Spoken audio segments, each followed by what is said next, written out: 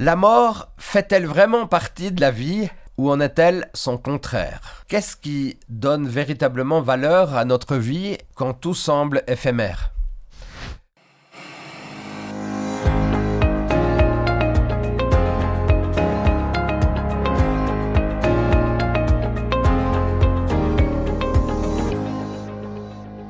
Alors, chers auditeurs, bienvenue pour cette nouvelle étude. Le thème du trimestre, je le rappelle, le Christ dans les lettres aux Philippiens et aux Colossiens. Et aujourd'hui, l'étude, c'est la vie et la mort. L'étude numéro 3 déjà. C'est un grand plaisir de recevoir une nouvelle fois, pour la deuxième fois de ce nouveau trimestre, Donato Stasi d'un côté. Bonjour. Paul Scalier de l'autre. Merci. Bienvenue. Merci beaucoup. Et bonjour. merci de participer à cette émission. Alors pour ceux qui n'étaient peut-être pas là pour la première étude, Donato Stasi, tu nous donnes quelques mots d'introduction Oui. pour te présenter. Mais avec plaisir. Donato Stasi, membre de l'église de Lausanne, et marié à Laetitia depuis maintenant ça fait plus de 31 ans. Voilà. Papa de 2 femmes, une mariée et une peut-être sur le chemin, on verra, la vie nous le dira. Et puis on habite Essert-sur-Oron. Voilà. Très bien. Merci beaucoup, Donato, plaisir. pour ces précisions. Paul, Merci. alors, Paul, on l'a vu au Canada, on l'a vu en France, on le voit en Suisse. Donc, c'est pour nous une fierté de t'avoir. Donc, dis-nous Merci, quelques mots merci, pour ceux qui merci. te verraient peut-être par miracle pour la première fois. Maintenant, je suis théoriquement retraité. Théoriquement, tu l'as dit, hein? Oui, c'est ça. Et puis, j'ai 3 enfants qui sont chacun nés sur un continent différent, quand ils donnent une D'accord. idée des voyages qu'on a pu faire. Donc, du coup, tu continues à voyager. Exact. Merci beaucoup de ces présentations. Donc, on va bien évidemment œuvrer dans cette nouvelle étude, l'étude numéro 3, je l'ai dit tout à l'heure. Alors, dans cette question, je ne vais pas trop accentuer sur cette question, la mort fait partie de la vie. Je pense que cette déclaration n'est pas forcément juste, parce que d'un côté, il y a la mort, de l'autre côté, il y a la vie. L'apôtre Paul nous parle de la mort, mais aussi de la résurrection. Il nous dit que si on ne croit pas à la résurrection, notre foi est vaine. Donc, il y a quand même 2 choses tellement différentes entre la mort et la vie. Mais Donato, est-ce que toi-même, tu as peur ou tu as confiance dans la mort? La mort fait partie du processus de la vie. Je veux dire, ici sur Terre, un jour ou l'autre, les choses se termineront, auront une fin. Donc je pense que... Alors c'est plus facile à dire qu'à mettre en pratique, parce que quand quelqu'un nous quitte, quel que soit l'âge, je dirais, je me permets, j'ose cette expression, mais c'est vrai que ça laisse un vide, c'est une évidence, et ce vide nous interpelle, quelquefois nous angoisse, mais ça fait partie du processus, et ce processus, pour avoir vécu aussi l'année dernière une opération à cœur ouvert, eh bien, il y avait une probabilité que les choses ne se passent pas bien, et nous avons dû en famille prendre en compte cette partie, ce pièce du puzzle de la vie, du parcours de vie qui était la mort. Voilà, l'arrêt à la station terminus. Voilà. Et toi, Paul, quand on parle peur, confiance, ça navigue peut-être des fois entre les deux? En tant que chrétien, on ne peut pas se mettre la tête dans le sable et ignorer que c'est une échéance de toute façon. Elle arrivera tôt, elle arrivera tard, elle est plus douloureuse quand elle arrive tôt que quand elle arrive tard, mais elle arrive. Ouais. En tant que chrétien, je crois qu'il faut être au clair sur ce qui se passe au moment où la mort intervient. Et c'est ce que l'on comprend des Écritures qui va faire la différence. La souffrance est là, le vide est là, mais ce que la parole de Dieu nous donne par rapport à la mort va faire toute la différence. La compréhension habituelle gravite autour de l'immortalité de l'âme. Je crois que la Bible n'enseigne pas ça. J'aimerais prendre juste 1 ou 2 textes sans rentrer dans les détails pour dire que ça va dans une autre direction. Dans le psaume 6, un texte que l'on ne lit pas souvent à ce sujet-là, où il est dit « Celui qui meurt n'a plus ton souvenir, qui te louera dans le séjour des morts ?» Personne, parce qu'il dort.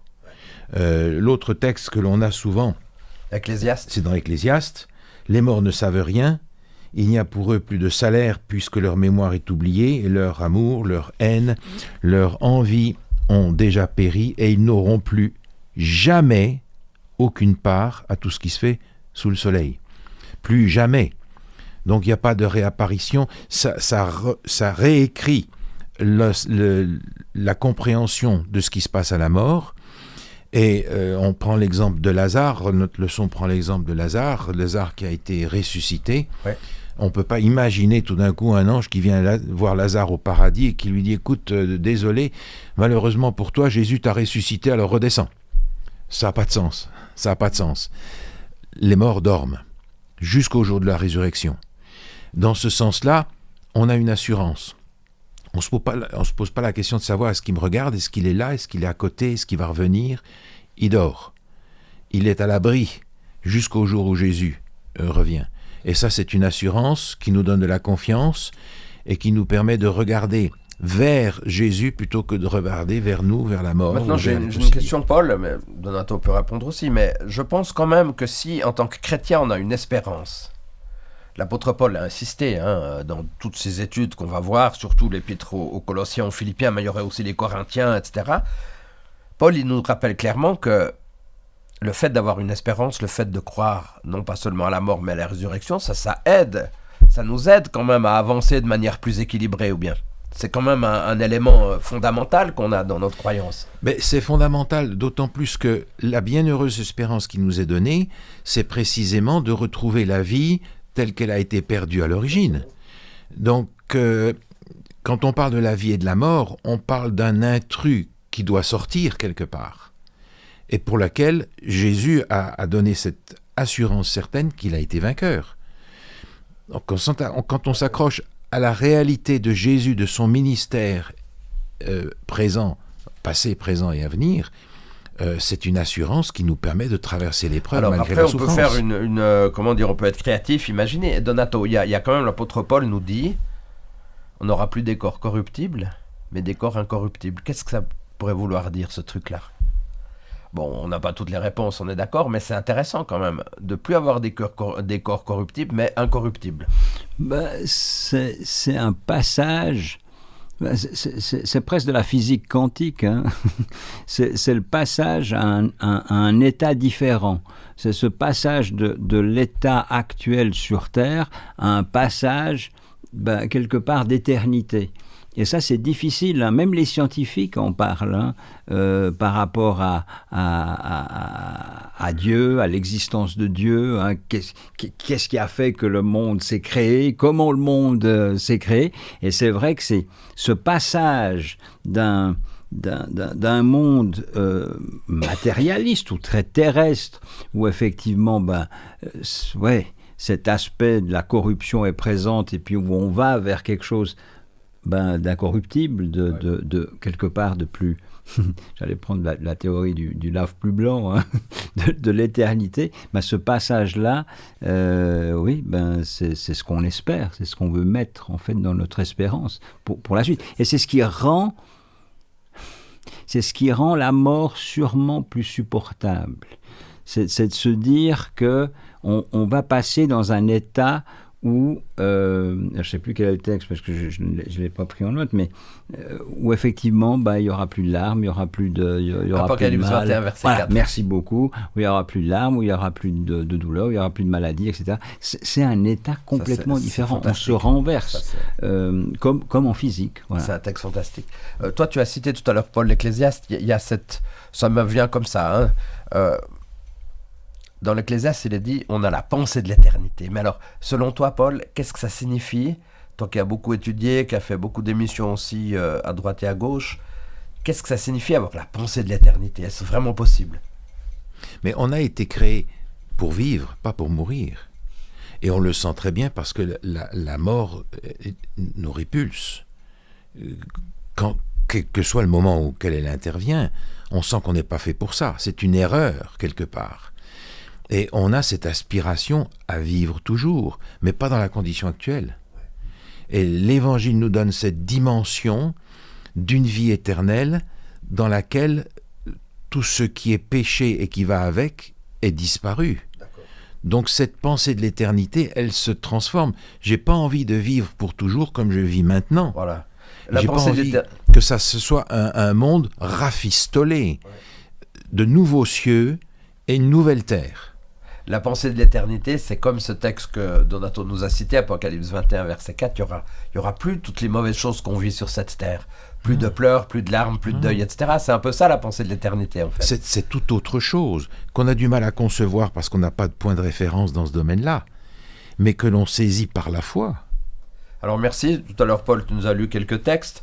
Il y a une pensée centrale, un texte central de notre étude, si tu es d'accord Donato, de nous lire 2 Corinthiens 11, 23 à 27. La deuxième épître de Paul aux Corinthiens, au chapitre 11, versets 23 à 27. Rappelons-nous juste que si on dit de l'épître de Paul aux Corinthiens, c'est que Paul a écrit à l'église de Corinthe. Et à l'église de Corinthe, eh bien, on a un certain nombre de lettres. On a en tout cas 2 lettres qui sont précisées. Et voilà, Paul a écrit aux Corinthiens. 2 Corinthiens 11, 23 à 27. Sont-ils ministres de Christ ? Je parle en termes extravagants. Je le suis plus encore. Par les travaux, bien plus. Par les coups, bien plus. Par les emprisonnements, bien plus. Souvent en danger de mort. 5 fois j'ai reçu des Juifs 40. 5 fois j'ai reçu des Juifs 40 coups moins 1. 3 fois j'ai été battu de verge. 1 fois j'ai été lapidé. 3 fois j'ai fait naufrage. J'ai passé un jour et une nuit dans l'abîme. Fréquemment en voyage, j'ai été en péril sur les fleuves, en péril de la part des brigands, en péril de la part de ceux de ma nation, en péril de la part des païens, en péril dans les villes, en péril dans les déserts, en péril sur la mer, en péril parmi les faux frères. Paul, on va parler de l'apôtre Paul, mais je te demande, Paul, tout ce qu'il a vécu là, l'apôtre Paul, c'est presque surhumain, non ? Mais dans ce contexte-là, il faut remettre ce texte dans son contexte. L'apôtre Paul est en train de parler ici du salut par la foi, du salut par les œuvres. Et il parle de ces gens qui s'appuient sur leur CV pour dire, voilà, je suis sur leur pédigré, sur leurs actions. Et Paul leur dit, mais écoutez, si vous en voulez un pédigré, en voilà un. Et il va leur balancer tout ce qu'il a fait et tout ce qu'il a vécu. Mais ce qui m'importe dans ce texte, c'est le verset 30, qui arrive juste après. Même chapitre, 2 Corinthiens 11, verset 30. « S'il faut se glorifier, c'est de ma faiblesse que je me glorifierai. » Alors l'apôtre Paul ici est en train de dire, écoutez, vous pouvez vous glorifier de tout ce que vous voulez, ça n'a aucune importance, parce que je ne mérite rien. Ce qui veut dire que ce que j'ai, c'est une assurance qui est basée sur la foi, non pas de ce que j'ai fait, mais de ce que Jésus a fait pour moi. Et on sort là de cette liste de savoir, ben j'en ai fait plus que toi, ben moi j'en ai souffert plus que toi. Ça rappelle un peu, je suis d'Apollo, je suis de Paul, etc. On est hors contexte. L'apôtre Paul dit, si je veux me glorifier de quelque chose, c'est de ma faiblesse, parce que c'est à partir de là que je peux compter sur la force que Dieu va me donner. D'accord. Donc en fait, Paul tire aucune gloire de ce qu'il a vécu comme souffrance. Il aurait pu aussi se dire, tiens, t'as vu comment j'ai résisté, t'as vu comment j'ai réussi à passer ces épreuves, mais on voit un Paul humble. Oui, et même le texte, c'est pas le texte central de notre leçon. Le texte de Philippiens nous remet dans le contexte où Paul se pose la question, dans Philippiens 1, verset 21, « Car Christ est ma vie et mourir m'est un gain. Mais s'il est utile pour vous que mon œuvre, que je vous serve dans la chair, je ne sais pas ce que je dois préférer. » Les épreuves ne sont pas un problème pour Paul. La mort n'est pas un problème pour Paul. Sa question est, qu'est-ce qui est le plus avantageux pour la cause de Dieu ? Si je dois mourir, je pars. Si je dois rester, d'ailleurs, je reste. Avant sa conversion, c'était à contrario. Ah ben lui, il faisait qui mourir tuait les plein autres. de personnes, Il faisait mourir les autres. c'était pas un trop gros problème pour lui, Ben, on c'est est ça. d'accord. Ça me fait penser, et j'étais bien jeune à l'époque, ça donne des années 80, je ne sais pas si vous vous souvenez du mouvement Solidarność, par Lech Walesa, fondé par Lech Walesa, qui a donné après l'ouverture du monde de l'Est, comme on l'appelait, avec la chute du mur de Berlin. Et il y a eu un homme qu'on a eu tendance à oublier dans les livres d'histoire, mais qui commencerait à réapparaître aujourd'hui, c'est le père Popieluszko. Et le père Popieluszko a été quelque part celui qui a fait comprendre aux Polonais que mettre sa vie en péril, pardonnez-moi du terme, mais ça en valait la peine. Ça en valait la peine pour sauver la communauté.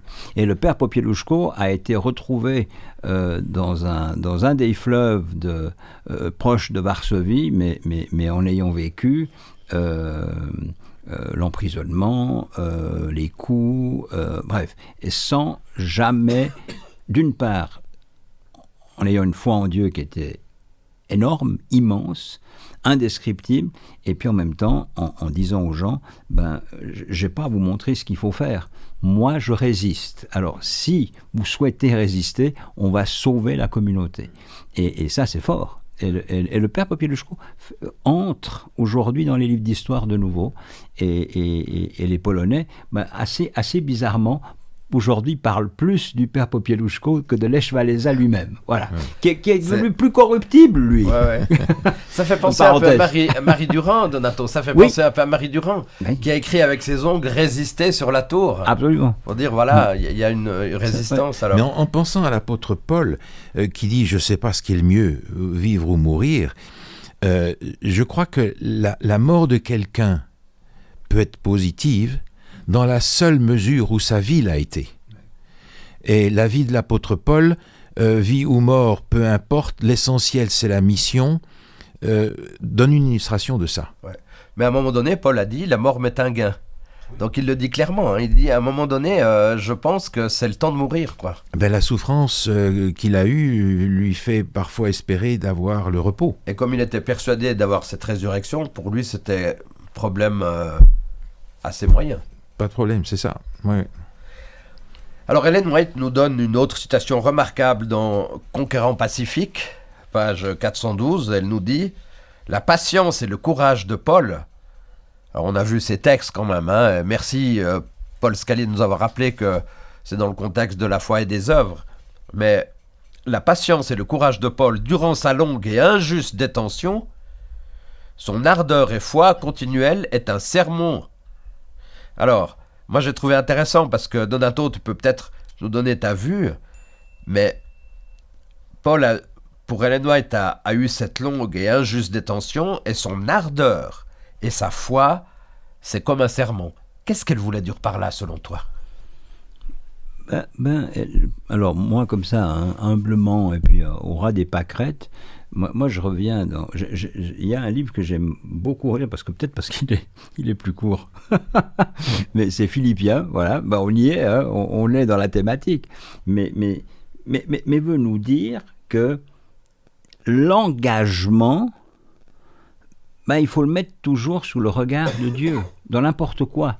Dans la vie de tous les jours, dans nos engagements personnels, dans nos engagements au travail, dans nos engagements aussi sociétaux, et surtout de dire qu'envers et contre tout, il faut s'inquiéter de rien. Et moi, quand j'ai mes coups de doute, quand j'ai mes moments où, voilà, je sens que ça va pas si bien que ça, je relis dans Philippiens 4, les versets 6 et 7, qui parlent bien de... Voilà, c'est ce que moi je retiens de cet aspect de patience et de courage. Ne vous inquiétez de rien, mais en toute chose, faites connaître vos besoins à Dieu par les prières des supplications avec des actions de grâce.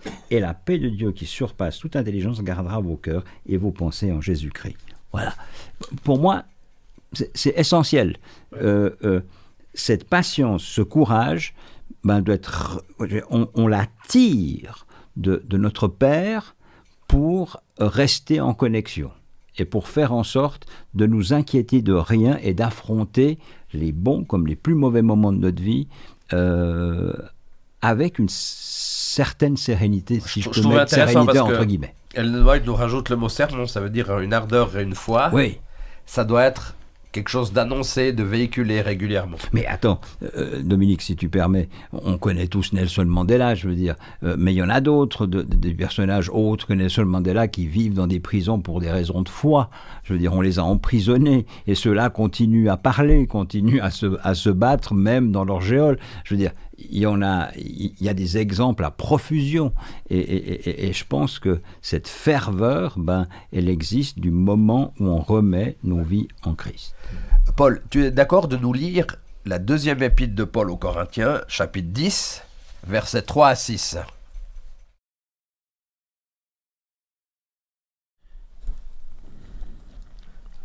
Si nous marchons dans la chair, nous ne combattons pas selon la chair, car les armes avec lesquelles nous combattons ne sont pas charnelles, mais elles sont puissantes par la vertu de Dieu pour renverser les forteresses.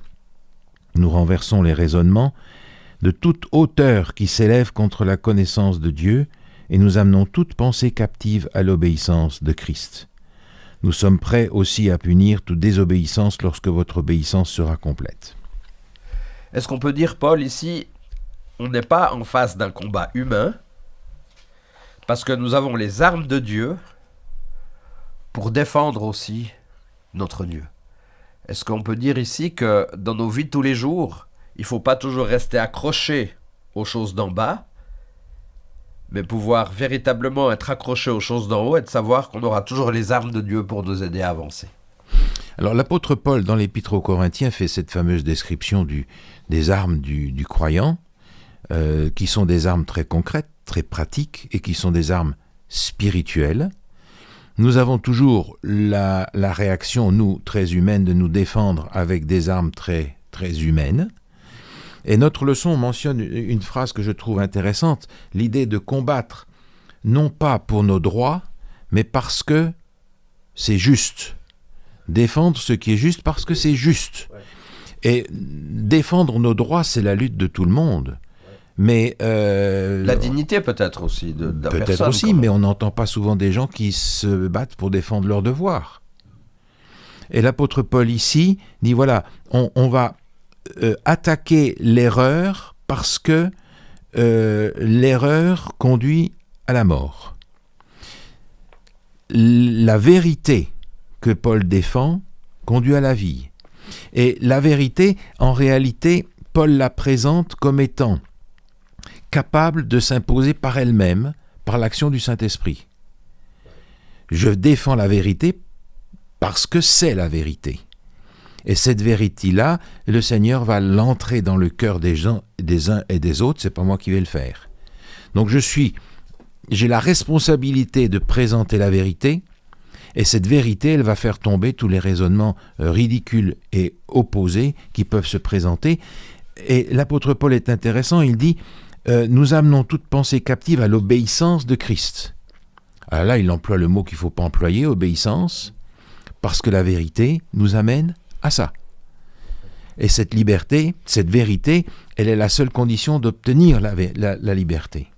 Et dans tout ce que tu nous dis, Paul, est-ce qu'on pourrait dire, il y a aussi ce texte quand même très, très, qu'on connaît bien, mais qui est magnifique, c'est ce que Paul écrit aux Éphésiens. On l'a vu il y a 15 jours que c'est depuis la prison aussi qu'il a composé cette lettre aux Éphésiens. Éphésiens 6, versets 16 et 17. En toutes circonstances, saisissez-vous de la foi comme d'un bouclier avec lequel vous pourrez éteindre toutes les flèches enflammées de l'adversaire. Prenez le salut pour casque et l'épée de l'esprit, c'est-à-dire la parole de Dieu. Donato, comment tu analyses ces quelques versets intéressants des armures de Paul, de l'apôtre Paul, dans ce texte d'Éphésiens? Moi, ça me parle. Alors, moi, j'ai mis du temps à comprendre ce concept d'armure, c'était ce qu'on disait. Un peu guerrier, quand même. Oui, tout à fait. C'est ce côté un peu guerrier.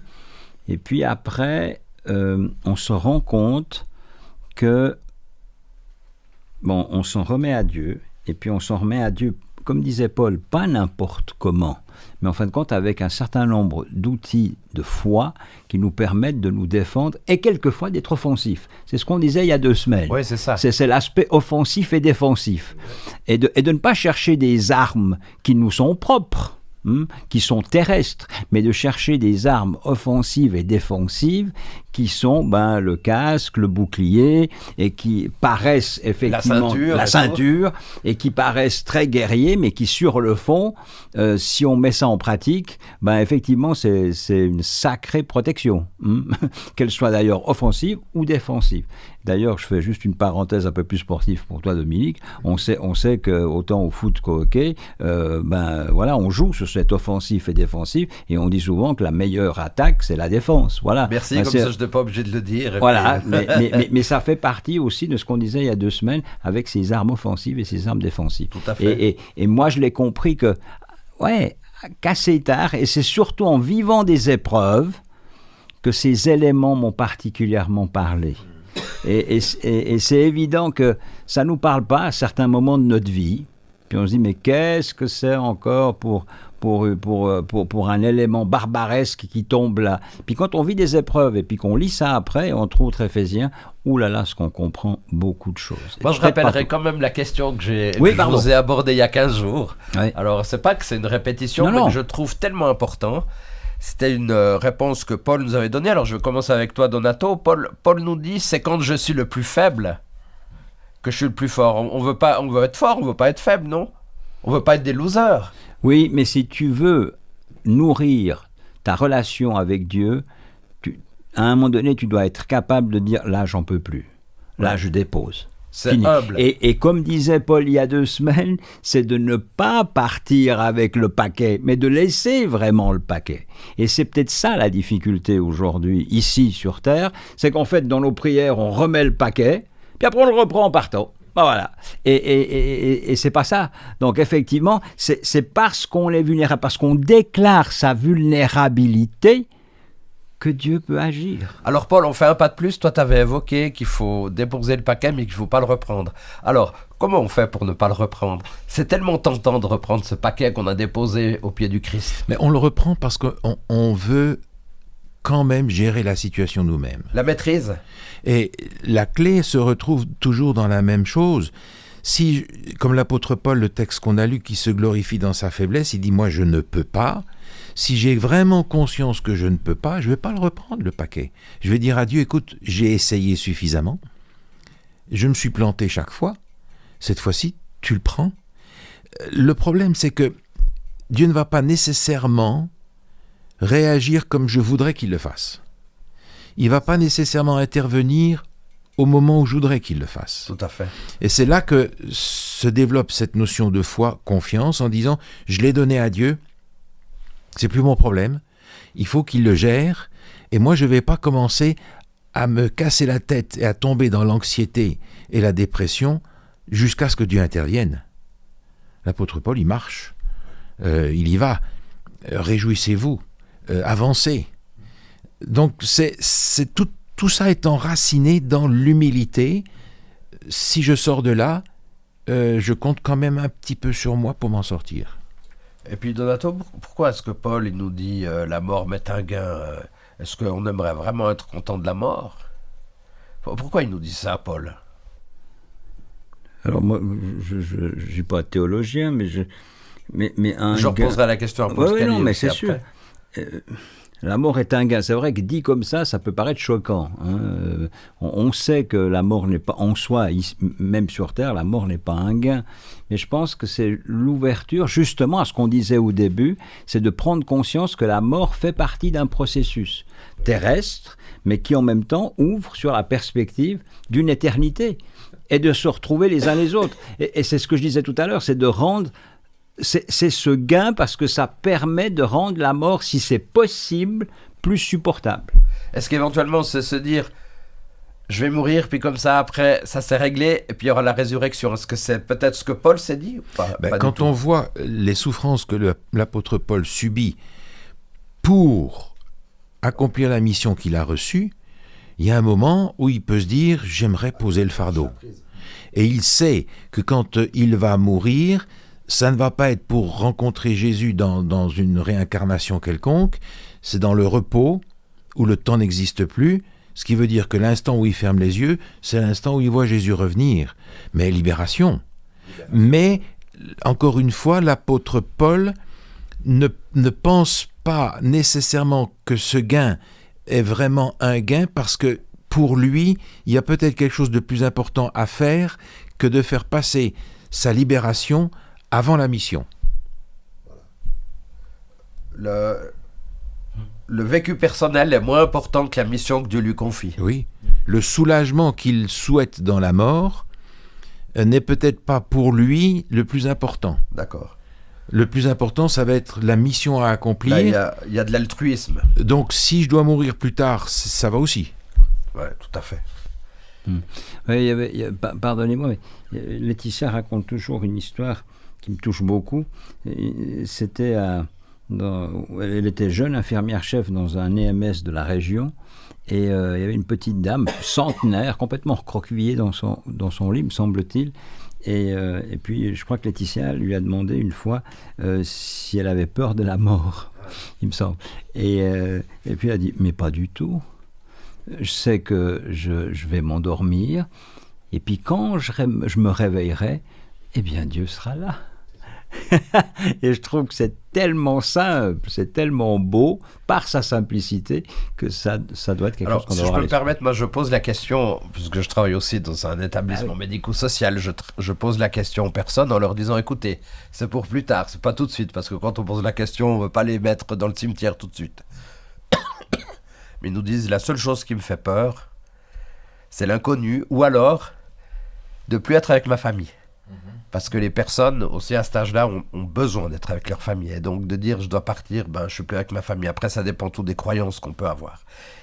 Alors, on est obligé de conclure, puisque le temps avance. Je n'ai pas regardé la montre défiler, mais je pense que c'est le temps de conclure notre étude.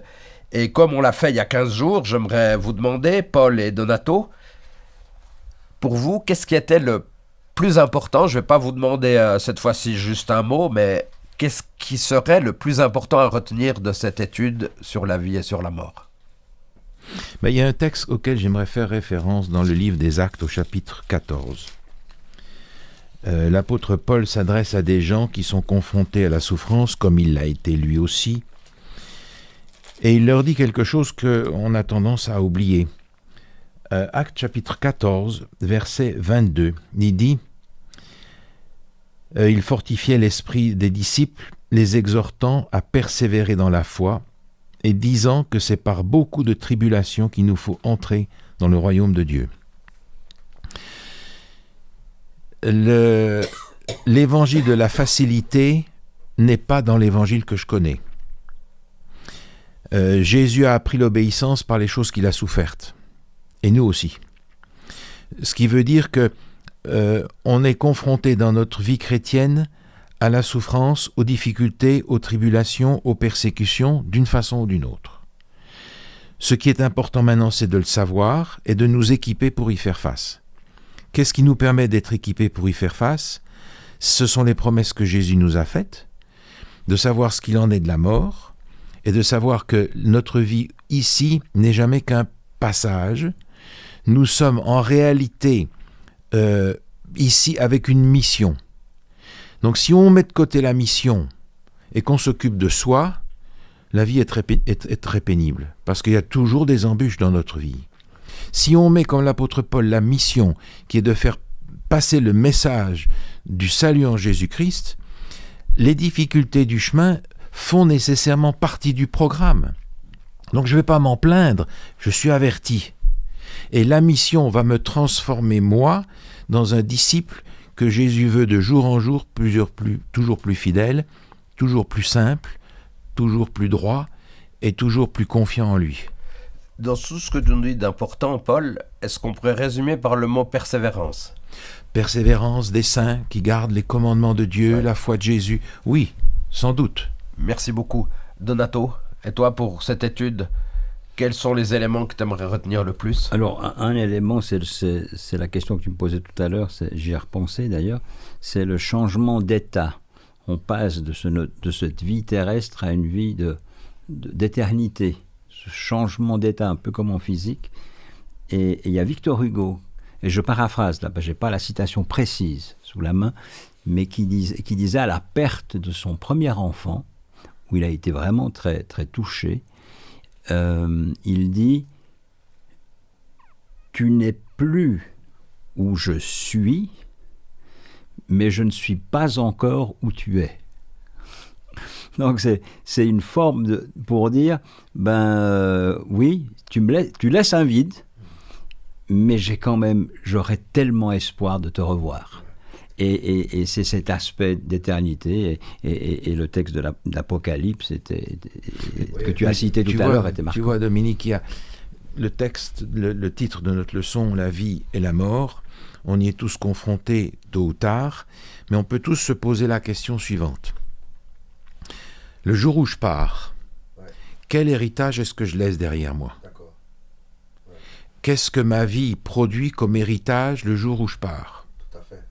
Est-ce que je vais partir pour rien ? Est-ce que j'aurai vécu pour rien ? Ou est-ce que j'aurai apporté de la part de Christ quelque chose pour ce que je laisse ? Ouais, tout à fait. Donc ça, cette question, elle est intéressante aussi. Quel héritage je vais laisser juste peut-être que la jeunesse va plus être sensible à ça, mais Serge Gainsbourg, qui était un chanteur, voilà, on l'aimait ou on l'aimait pas, ça c'est pas ça le problème.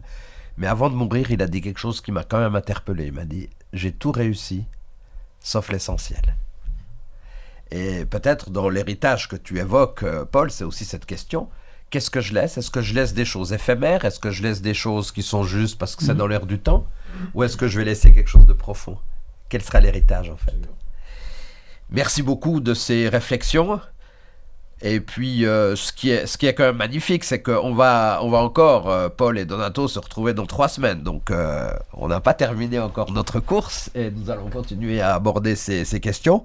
Encore un grand merci, chers auditeurs, de nous avoir suivis. Un grand merci à Paul et à Donato. Et avant de nous séparer, nous voulons avoir une prière qui sera prononcée par Donato. Père éternel, tu connais nos vies, tu connais chaque instant de nos vies. Tu sais que nous nous emprisonnons souvent, peut-être injustement et même personnellement, dans des canevas, dans des manières de raisonner qui souvent ne nous permettent pas d'avancer. Tu veux que ces épreuves soient un témoignage pour nous-mêmes, notre entourage et pour celles et ceux qui nous côtoient. Alors permets-nous de persévérer, de parler de toi, de parler de cette confiance que nous avons en toi et surtout, Seigneur, de déposer à toi tous les moments difficiles et surtout de rester dans ta paix. Tu nous as fait cette promesse, Seigneur. Nous nous reverrons, nous affrontons ce processus qu'est la mort ici sur terre pour venir à toi, au nom de Jésus. Amen. Amen. Alors, bonne étude à chacune et à chacun, et au plaisir de se retrouver la semaine prochaine. Merci.